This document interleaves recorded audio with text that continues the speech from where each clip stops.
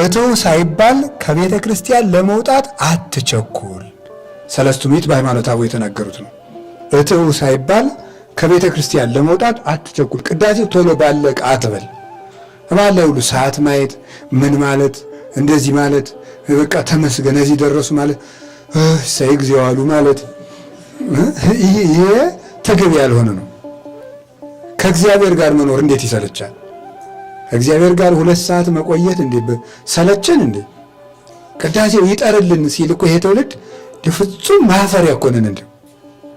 ቅዳሴ ከክርስቶስ ጋር መቆየት ከሆነ እንዴት ከክርስቶስ ጋር መቆየት ይጠርል ይላል? የምትወደውን ጓደኛን ኧረ ቆይ እንጫወት ራቲት ቆይ 30 ደቂቃ እኮ አለን እያልክ እያወራ ከክርስቶስ ጋር መቆየት እንዴት ይሰለቻል? ከእግዚአብሔር ጋር መኖር እኮ ነው። ስለዚህ እስከ መጨረሻው ድረስ መታገዝ ያለ ግድ ነገር ሕማም ካላገኘ በቀር ነው የሚሉት። ሕማም ካላገኘ በቀር በሽታ ካላገኘ በቀር ያ ማለት ሕማሙም ሆነ እንደ ውጣ ውጣ የሚለው ማለት ነው። ወይ አጉል ነገር ካልተፈጠረ ነገር እትው ሳይባል ከቤተ ክርስቲያን ወጥተህ አትሂድ። እትው ማለት ኋላ ቀን የምነግራችሁ ይቆይ። ወደ በሰላም ሂዱ ሳይባል ከቤተ ክርስቲያን አለመውጣት። ስለዚህ ቤተ ክርስቲያን ምንድነው?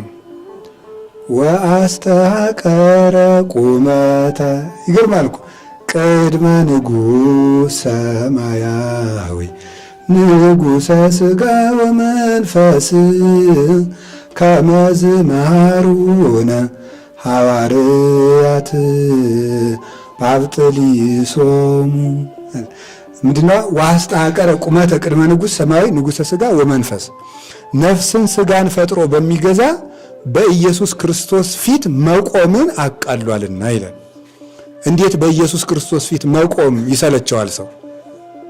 የነፍስና የመንፈስ ሥጋ በሆነ በኢየሱስ ክርስቶስ ፊት መቆም አቃሏልና ይሄ ሰው ከቤተ ክርስቲያን ይለያል። ሐዋርያት በሲኖዶሳቸው ያስተማሩን ይሄንን ነው ተብሎ ነው ቤተ ክርስቲያን ሲገባ የተገባውና ትዕግስት ሊኖረን ይገባል። ቅዳሴው ረዘመ፣ ቸኮላ፣ ቅዳሴው ረዘመ፣ ምንን ተሳለ፣ ይሄ ይጠር፣ ይሄ አጭራጭሯን ቅዳሴ መምረጥ። ቅዳሴ 14 ቅዳሴ አለ። ከ14ቱ ቅዳሴ ረጅም ቅዳሴ አለ፣ አጭር ቅዳሴ አለ።